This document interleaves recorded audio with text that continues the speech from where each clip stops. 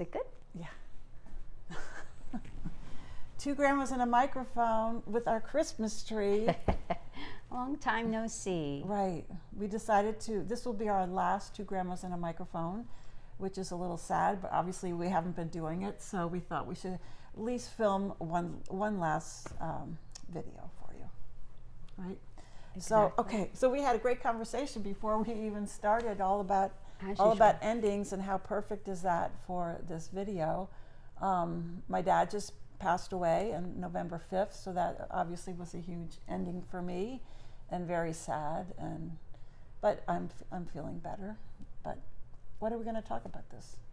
Well, as much as you want to share, Mary, about that, because you really shared such a beautiful story about your dad and the ending. It's up to you, whatever you'd like to share about it. Well, it was, he was in hospice since February, and so it was really a time for me to connect with my dad and in really meaningful ways that I really hadn't for most of my life, So we got to be very close, and I would go up and help, and my brothers and sisters would all come and connect, and so it was really a special time. And now we have to take care of Mom, and so that's a whole nother layer too. But it was a lot to go through.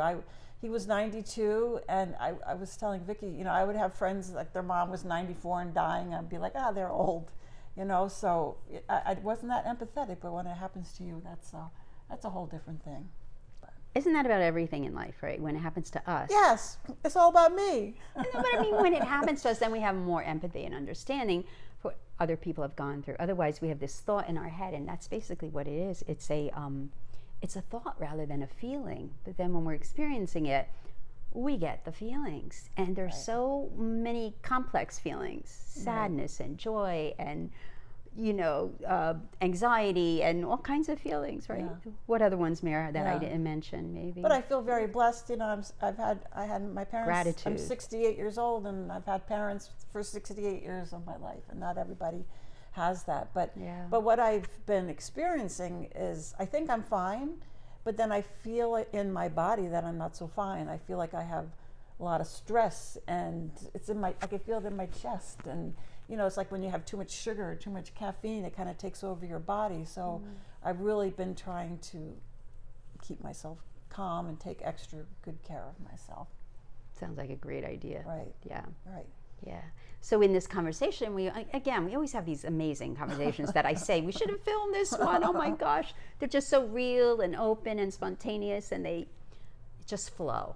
And so now we're kind of recreating it. So, but one of the things that came out of this conversation also was our getting older. And what does that mean? Are we old? Are we older? How do we see ourselves? And Vicki's going to be 70 next year. Wait a minute. I don't want to rush it. I just turned 69 in November. Right. So it's my last year of this decade. And wow, it feels so powerful in a positive way. In a very positive way. But it does make me want to just seize the moment and seize the time and not waste anything. The reality that we will die is even more of a reality. Right. When we're younger, it's just this thought, oh yeah, we're going to die. But there's no real meaning to that.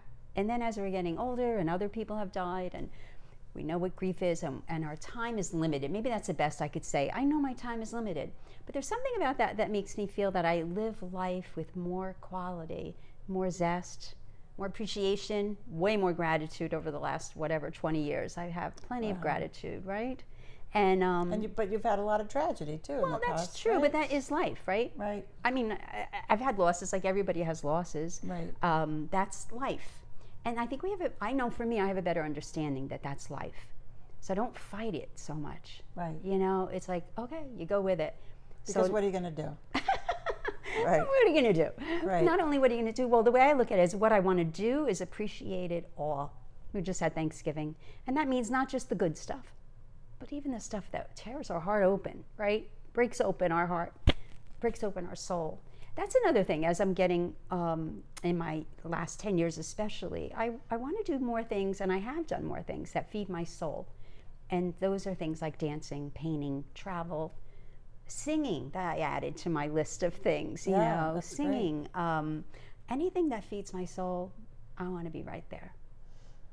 And through all of this, what popped into my head, our mutual friend Roseanne said, "Be open to the love that's going to come to you, Mary," and that was really hard for me.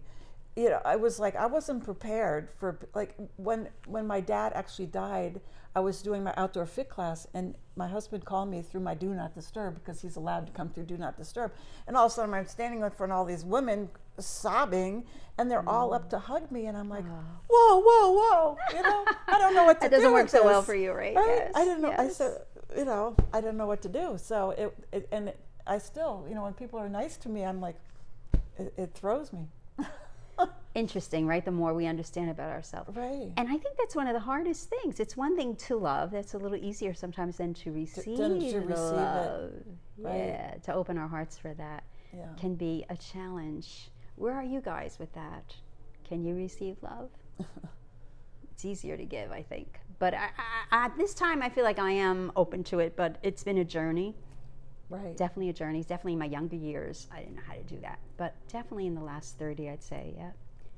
It's definitely, Yeah. I'll take it all. There you go. Yeah. I'll take And it the other all. thing, I really am making an effort to really take care of myself, because I can see where you're going to be drinking too much and eating a little too much, and to be, all of a sudden, sugar is very soothing, you know? And it's like, but it's not, it's only soothing in the moment, and then I was having issues.